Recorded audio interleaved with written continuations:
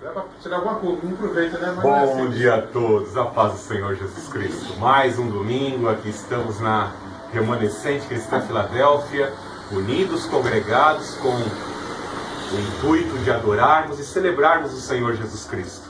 É uma alegria que sempre nos envolve, vai chegando o domingo, o primeiro dia da semana, e todos da Remanescente Cristã Filadélfia ficam assim alegres e espontaneamente viemos aqui para adorar, para celebrá-lo, para engrandecê-lo.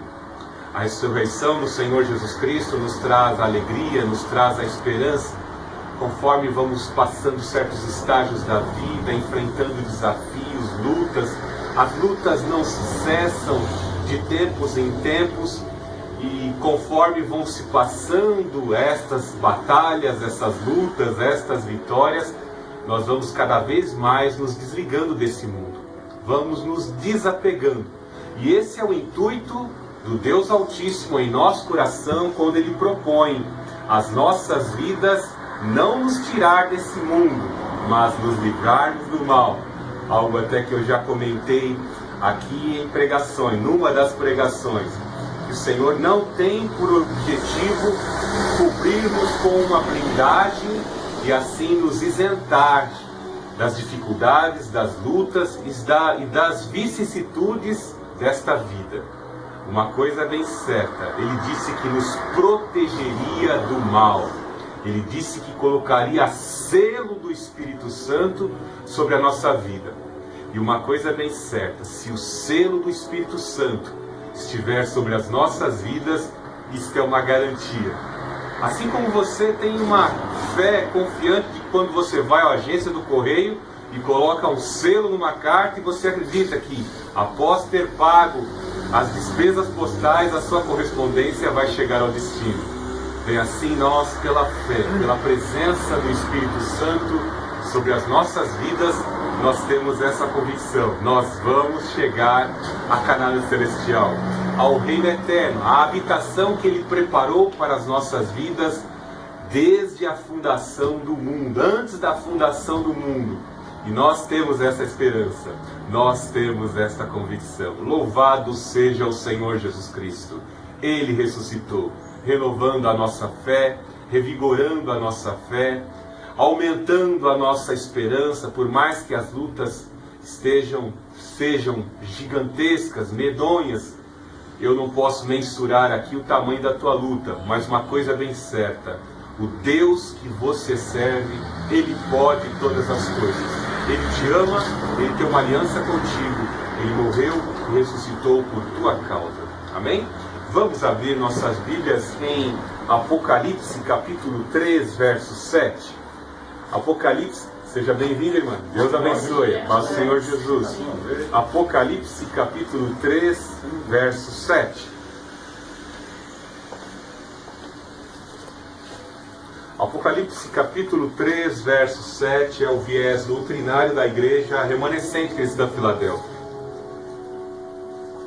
Pois encontramos numa destas 7 cartas às igrejas da Ásia, nós encontramos aqui qualidades e características essenciais para que a igreja de Cristo assim se mantenha resignada pelo poder de Deus para alcançar a vitória. Apocalipse capítulo 3, verso 7 assim nos diz: escreve ao anjo da igreja em Filadélfia: assim diz aquele que é santo e verdadeiro, o que tem a chave de Davi, o que abre ninguém pode fechar, e o que fecha ninguém pode abrir. Conheço tuas obras, tenho posto diante de ti uma porta aberta que ninguém pode fechar.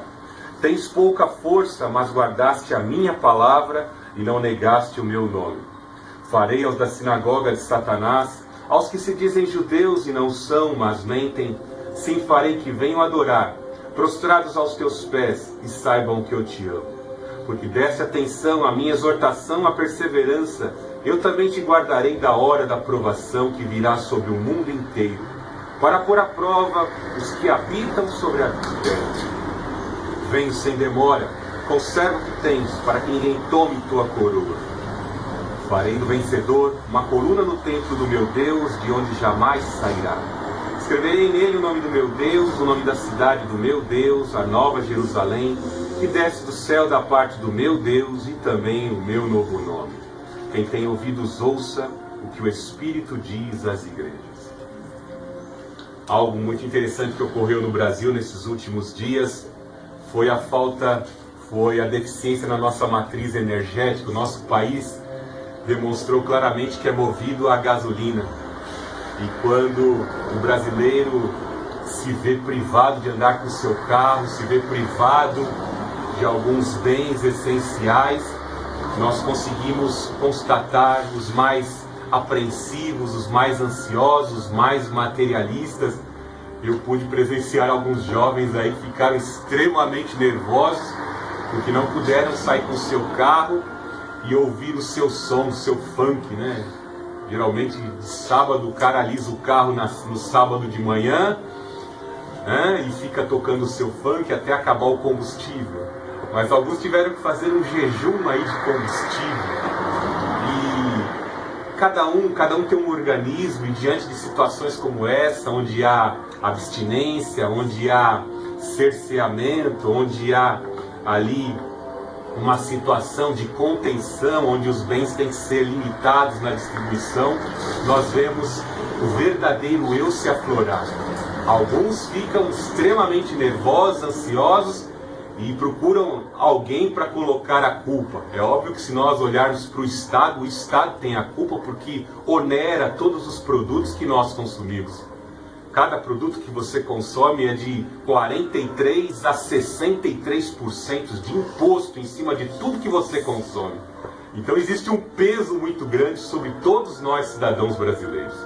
Mas uma coisa é bem certa: procurar em quem pôr a culpa. Algo terrível é que existe um iminente dia mau que será, de certa forma, imposto a todo o mundo, não só a nós brasileiros, mas a todo o mundo, que é chamado assim pelo profeta Joel, o dia terrível do Senhor. O dia terrível do Senhor vem. Quem poderá sobreviver? Uma palavra terrível porque muitos homens que possuem muito dinheiro, lá nos Estados Unidos, no Iraque, no Irã, na Arábia Saudita, existem muitos bunkers onde os sheiks ali construíram os seus locais de refúgio, porque uma coisa bem certa, né? Se a gente prega da Bíblia para muitas pessoas acham ridículo, né? Zombam da palavra de Deus. Mas quando você assiste qualquer filme, você vê que muitos cineastas, ontem eu assisti o filme dos Vingadores, e eu vi que aquele cineasta esquerdista, mundano, que faz filmes de entretenimento, ele citou 3 passagens bíblicas.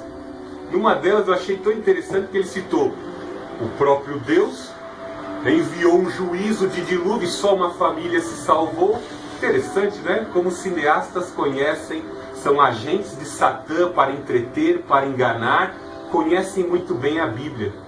E fazem muitas vezes, eles creem que a Bíblia, que está escrito, vai acontecer, e a grande massa que assiste não se dá nem conta que aquilo foi retirado da palavra de Deus. O dia terrível do Senhor vem, quem poderá sobreviver?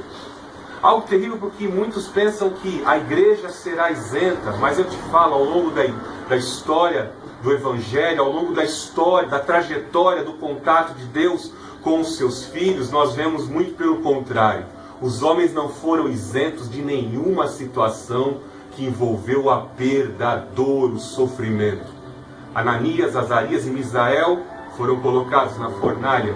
Daniel, homem difícil de se achar pecado, foi colocado na cova dos leões. Jerusalém não foi poupada. Ai das grávidas, ai das que amamentam.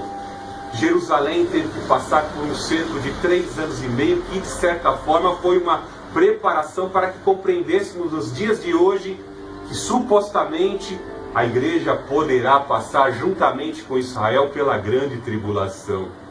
Algo interessante que o texto que nós lemos da igreja de Filadélfia nos demonstra que a igreja de Filadélfia estava sendo submetida a uma prova de fogo no terrível governo do imperador Domiciano, que se considerava Deus. Algo que Domiciano exigia para todos os súditos do império era a adoração do seu busto. O seu busto esculpido estava em todas as províncias do Império Romano, E era exigido, era requerido que todos os cidadãos romanos deveriam assim cultuar e se curvar diante da sua imagem, que alguns chamam até da imagem da besta, lá na Idade Antiga. Bem assim o anticristo vai querer ser adorado. Igualzinho no filme dos Vingadores ontem. O Ultron entrou dentro da igreja e ele conversou com o Homem de Ferro dentro da igreja. A última resistência para ele impor o domínio sobre a terra. Olha como o diabo fala de forma bem animada, né? E tem gente que acha que eu estou brincando, né? Então o diabo ele quer ser adorado. Mas algo incrível que nos traz aplicação para as nossas vidas nesse dia é que a igreja de Filadélfia, ela permaneceu firme e zelosa na prática de boas obras. Firme e zelosa, algo que nós temos que ser. Porque uma coisa bem certa, né? Eu estava vendo algumas imagens no canal da direita lá, quando houve a crise de abastecimento, mulheres se pegaram na briga, uma arrancando os cabelos da outra por causa dos conflitos que existiram nas filas para poder comprar combustível a R$10 o litro. Os caminhoneiros lutando com o objetivo, com o foco de que a gasolina baixasse, e as pessoas lutando para pagar R$10 no litro do combustível.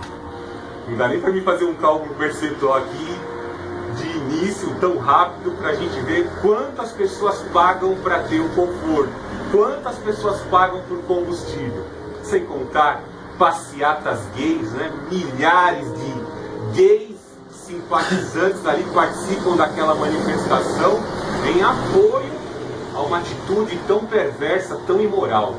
Coisa terrível, né? E também carnaval, quantos ali, né, se aglomeram e às vezes até tem infarto, taquicardia, ali na ansiedade da sua escola de samba venha a ficar entre as melhores escolas e ganhar o campeonato lá. Eu não sei nem como é que funciona aquela porcaria, mas uma coisa é bem certa, que algumas pessoas morrem por causa de futebol e de carnaval. Coisa terrível. Vemos que diante da perseguição, a igreja de Filadélfia nos traz uma ilustração importantíssima. Ela continuou firme e zelosa nas boas obras. Quando vêm os dias maus, muitas pessoas ficam totalmente desconfiguradas. E o desejo das pessoas é abandonar o caminho da fé, é largar o arado, largar as mãos do cargo que tinha na igreja, da função que exercia, do posicionamento que tinha, e algo terrível. É deixar a região celestial e voltar para o mundo, retroceder para o Egito quando o dia mau chega. Algo interessante que o Senhor Jesus nos deixa explícito, que a igreja de Filadélfia, ela continuou zelosa na prática de boas obras. E aí perguntamos, mas pastor Fernando, como permanecer firme, zeloso e resignado quando o dia mau chega? É simples. E recebereis poder ao descer sobre vós o Espírito Santo, e ser-me-eis minhas testemunhas. Imagine que quando o Senhor Jesus subiu ao céu, o Senhor Jesus Cristo só deixou uma recomendação: permanecei em Jerusalém, para que do alto sejais revestidos de poder. Você acha que a igreja teria condição de pregar o Evangelho com a cara e a coragem? Dificilmente. Dificilmente teria. Basta olhar para Pedro, que era um dos mais próximos. Todos os apóstolos ficaram muqueados, escondidos, temendo o mesmo fim que teve o Senhor Jesus Cristo. Morrer à espada, ser açoitado, ser crucificado, ser morto pelo sinédrio, mas em hipótese alguma.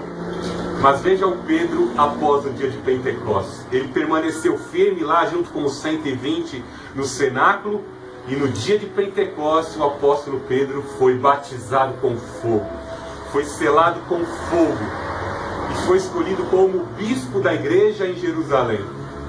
Veja como Pedro pregou audaciosamente e apontou o dedo para o sinédrio, a parede branqueada, a casta sacerdotal dos maiorais daquela época do judaísmo. Vós o mataste, mas o Espírito de Deus o ressuscitou dentre os mortos. E a mensagem da crença na ressurreição do Senhor Jesus Cristo converteu 3.000 homens. Notou a diferença? Revestido do poder de Deus, nós podemos pregar o Evangelho. nós podemos sim fazer sinais maiores do que os sinais assim realizados pelo Senhor Jesus Cristo. Isso Ele nos prometeu: quando vier sobre vós o Consolador, farei sinais maiores do que os meus. Louvado seja o nome do Senhor Jesus Cristo. Celebre todos os domingos, tenha esse propósito, todos os dias, nas lutas, nas dificuldades, quando você estiver perdendo a esperança, creia que o Senhor Jesus ressuscitou dentre os mortos. E Ele tem poder para ressuscitar áreas da tua vida que já são tidas como mortas. Vamos adorar e celebrar ao Senhor Jesus. Deus Altíssimo, Deus de amor, Deus de poder, louvado seja o teu nome. Nós te amamos, nós te adoramos, nós te engrandecemos. Reunidos nessa manhã queremos celebrar a tua ressurreição. Ora, vem com poder, Pai Santo, e opera em nossas vidas.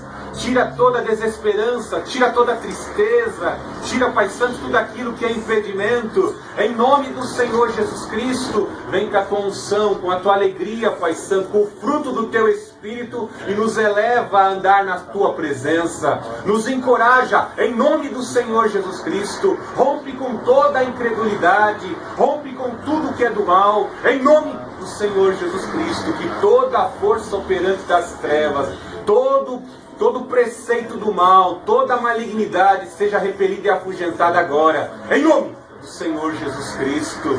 Com o poder da tua palavra, Pai Santo, ilumina o entendimento e a compreensão da verdade. Em nome do Senhor Jesus Cristo, sela, capacita para andar na tua presença. Em nome do Senhor Jesus Cristo, Pai Santo, vem pelo poder da tua palavra, cumprindo o que a mesma diz. Que o teu Espírito circula, habita em meio aos louvores, habita em meio à remanescente cristã Filadélfia e nos revigora para andar na tua presença. Em nome do Senhor Jesus Cristo, atua com o teu poder nas causas que temos, nas demandas que temos diante de ti, porque a justiça dessa terra não pode efetuar, nem os poderes constituídos dessa terra podem realizar, mas nós servimos o advogado dos advogados, o Senhor dos senhores, que tem poder sobrenatural, que tem poder para agir e realizar. Em nome do Senhor Jesus, vai abrindo as portas, Pai. Vai concedendo vitória ao teu povo. Vai concedendo, Pai Santo, força à tua igreja, para que o nome do nosso Rei, do Senhor Jesus Cristo, seja exaltado e glorificado. E assim nós glorificamos o Deus Altíssimo, o Senhor Jesus e o Santo Espírito. Vamos passar a segunda parte desta liturgia que envolve a adoração e a exaltação. Tenha em seu coração um sentimento de agradecimento. Aprenda a abrir a sua boca e agradecer pelo ar que você respira. Aprenda a agradecer pelo alimento que você comeu, a água que você bebeu, a água com a qual você se banhou. Todas essas são formas de provisões que o Senhor concedeu à tua vida. Aprenda a ser agradecido por tudo que fazem pela tua vida. Nós louvamos ao Senhor Jesus, porque Ele renovou a nossa esperança com a ressurreição, a sua ressurreição dentre os mortos. Louvado seja o Deus Altíssimo, o Senhor Jesus e o Santo Espírito. Passo a minha esposa a segunda parte desta liturgia.